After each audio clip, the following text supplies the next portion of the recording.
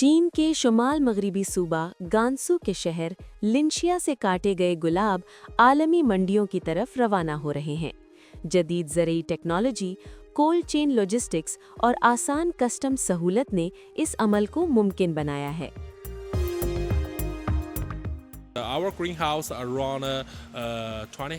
हमारे green house तकरीबन 20 Hector रकबे पर फैले हुए हैं। हम रोज़ाना तकरीबन 20,000 गुलाब तैयार करते हैं और यहाँ गुलाब की 10 मुख्तलिफ अक़साम की काश्त की जाती है। तमाम मसनूआत मंडी में बहुत मकबूल हैं और हम इन्हें काज़ाकिस्तान, रूस और दीगर कई ममालिक को बरामद भी करते हैं।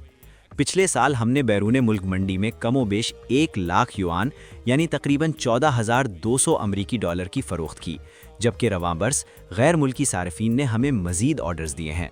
इस साल हम बैरून मुल्क मज़ीद गुलाब फ़रोख्त करेंगे और बैरून मुल्क मंडी के लिए ज़्यादा मिक़दार और आला मयार के फूल तैयार करेंगे। यहाँ काम करने से मैं घर के करीब रह सकती हूँ और वालिदैन और बच्चों की देखभाल कर सकती हूँ। हर लिहाज से ये मिसाली सूरत हाल है। दिन भर ताज़ा फूलों के दरमियान रहना मिजाज को खुशगवार और सुकून बख्श बनाता है।